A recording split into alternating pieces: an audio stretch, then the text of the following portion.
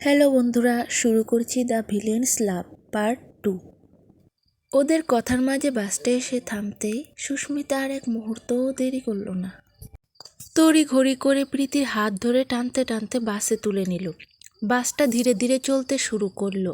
জয় তখনও রাস্তার ধারে দাঁড়িয়ে এক দৃষ্টিতে তাকিয়ে আছে প্রীতির দিকে।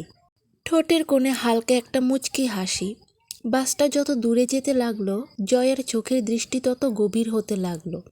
কিছুক্ষণ পর জয় পকেট থেকে একটা সিগারেট বের করে লাইটার জ্বালিয়ে ধীরে একটা টান দেয়। ধোঁয়াটা আকাশের দিকে ছেড়ে দিয়ে গুনগুন করে গান গাইতে লাগলো।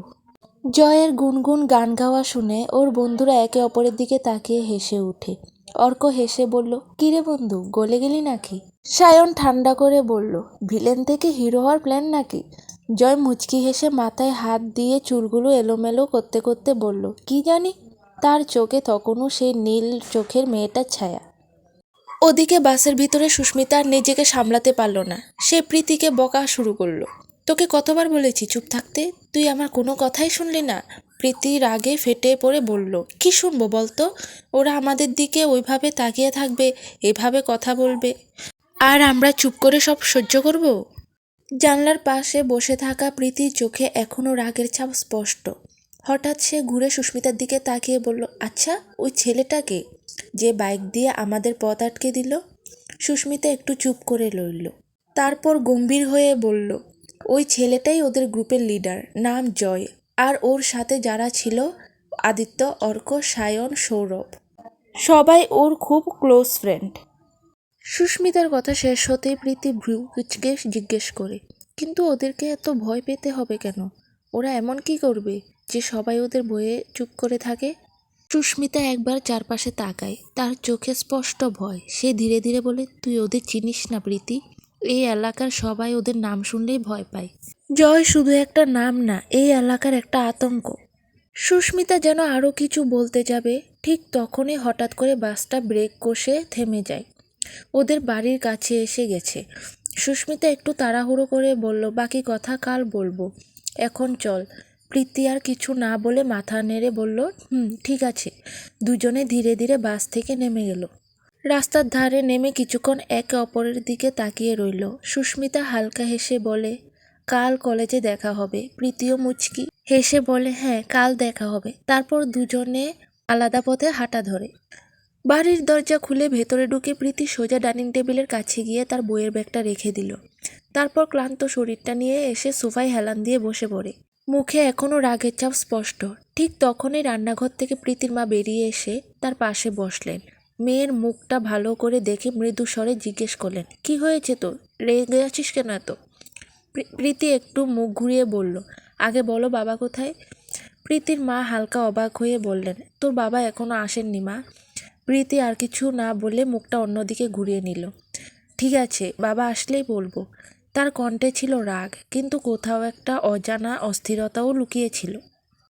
প্রীতির কথা শুনে তার মা আর কিছুই বললেন না।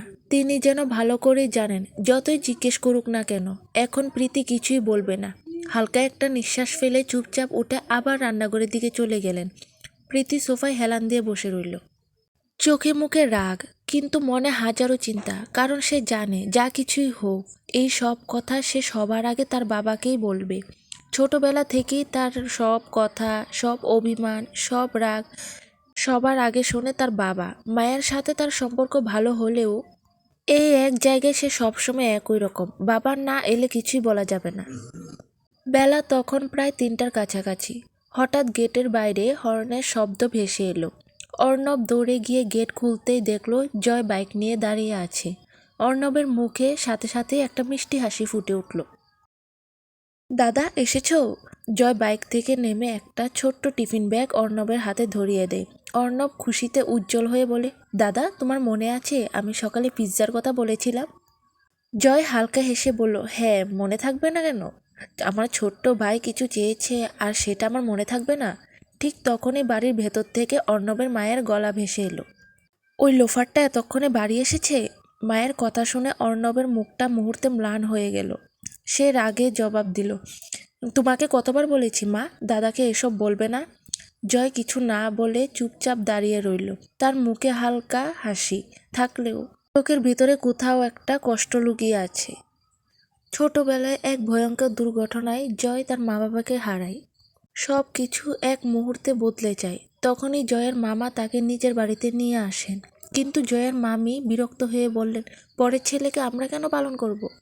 জয়ের মামা দৃঢ় গলায় উত্তর দিলেন, পরের ছেলে কেন হবে? ও আমার বোনের ছেলে, আমার বোনের রক্ত বইছে ওর শরীরে। আজ থেকে ওকে আমি নিজের ছেলের মতো মানুষ করব। তখন জয়ের বয়স মাত্র 5 আর অর্ণব মাত্র 2 বছরের ছোট্ট শিশু। ছোট্ট জয় হঠাৎ করেই হারিয়ে ফেলেছিল তার পুরো দুনিয়াটা।